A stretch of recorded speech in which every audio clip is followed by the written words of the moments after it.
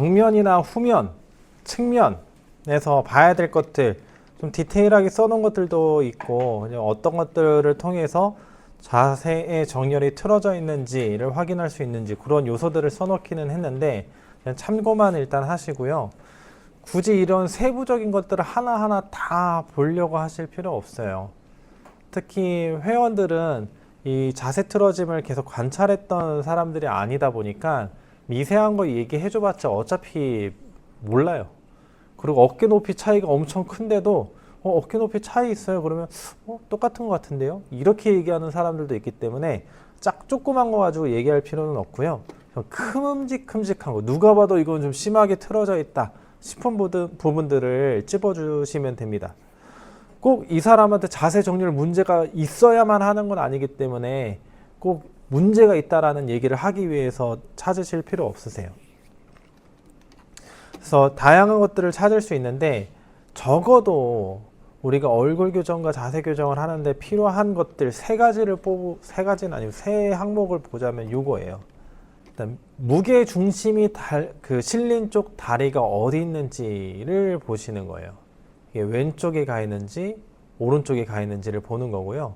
보통 골반의 움직임이 골반이 이렇게 떨어져 있고 우리가 퓨빅 심피시스를 기준으로 해서 손끝을 퓨빅 심피시스에다 두고선 이 손가락 등 사이로 발을 봤을 때 왼쪽 발이 보이면 무게중심이 왼쪽에 가 있는 거고요. 이게 오른쪽이 보이면 오른쪽에 가 있는 거예요. 근데 중간이라서 둘 다 발이 안 보이면요. 천천히 왼쪽으로 갔다가 천천히 오른쪽으로 갈 때 어느 쪽 한 발이 더 빨리 보이면 그쪽으로 살짝 무게중심이 실려 있다라고 보시면 돼요. 근데 그런 것까지 여기서 안 보이면 사진에서 안 보이면 저희가 나중에 그 자세 교정할 때 이 평가 시키거든요. 그러니까 그때 다시 판단하시면 되고 그때 지금 당장 인스펙션에서는 그냥 빈칸으로 두시면 돼요. 두 번째는 몸통, 골반, 어깨의 틀어짐을 보는 건데 결국 움직임을 우리가 분석할 때 좌우로 틀어졌냐, 앞뒤로 틀어졌느냐, 아니면 회전 변이가 있느냐 이 세 가지를 보는 거잖아요. 그래서 항목은 다르지만 보고자 하는 그 방향성은 같기 때문에 묶어놨고요. 일단 골반 같은 경우를 먼저 보면 골반의 좌우 틀어짐이 발생하면 골반하고 팔 사이의 간격이 달라져요. 한쪽은 떨어져 있고 한쪽은 붙어 있죠. 그러면 붙어 있는 쪽으로 골반이 이동한 거예요. 이게 서 있을 때만 이렇고 평상시엔 이러고 다녔을 수도 있잖아요. 반대로 틀어질 수도 있잖아요. 그래서 이것도 인스펙션만 가지고 이 사람 오른쪽으로 틀어져 있으니까 이렇네 라고 판단하지 않고 나중에 무브먼트나 교정 운동을 해야 될 때 다시 체크해 봐요. 요렇다 정도만 체크하고 또 우리가 사진을 매일매일 올 때마다 찍기 때문에 항상 같은 쪽으로 틀어져 있으면 있을수록 이 사람은 오른쪽으로 틀어지게 맞네 라고 그때는 확정 지으셔도 됩니다. 근데 여기서 진짜로 오른쪽이 틀어졌는지를 움직임을 통해서 알 수 있다고 했잖아요. 그러면 골반을 오른쪽으로 밀어보라고 그래요. 천천히 밀어보시고요. 왼쪽으로도 밀어보세요. 최대한 나오게끔 밀어보세요 하면 원래 튀어나왔던 쪽은 되게 쉽게 저항 없이 끝까지 잘 가고요.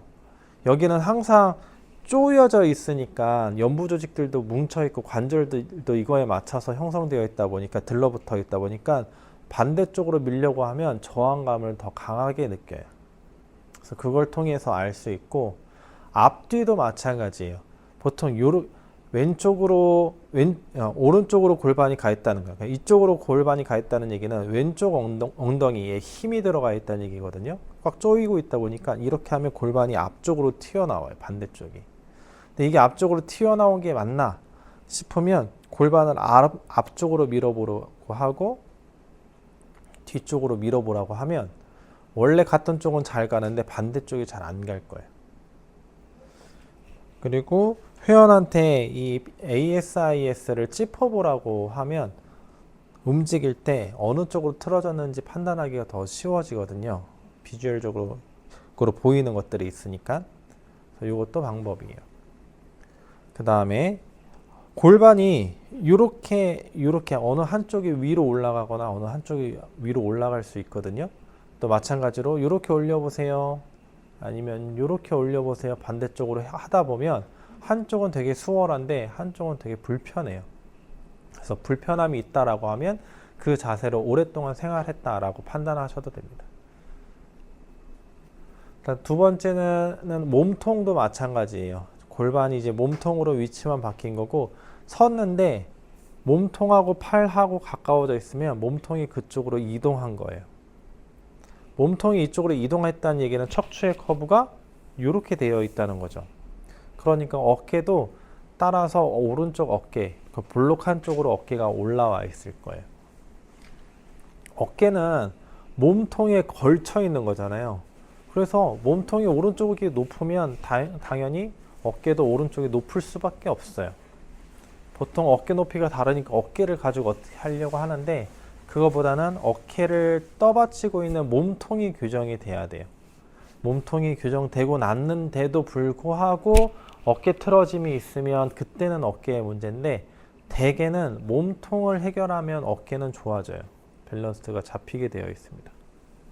자, 그리고 나서 머리하고 앞면을 좀 턱을 나눠서 봐요. 사실 이거는 정렬법에서는 크게 이렇게 디테일하게 두지 않고 축소법에서 얼굴 인스펙션을 할 때 하긴 하는데, 일단 참고로 알고 계시면 돼요.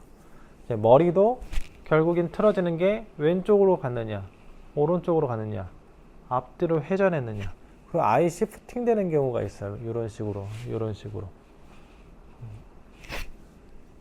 그거에 따라서 나눠주시면 되고, 이 앞면에서는 특히 광대 돌출 때문에 고민이 오는 분들 많아요. 보통 한쪽이 앞으로 튀어나와 있고 한쪽이 옆으로 튀어나와 있어요.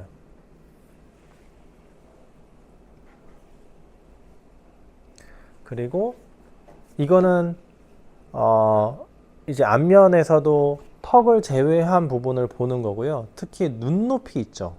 머리에서 눈높이라고 써놨는데, 눈높이가 다르면 이 사람은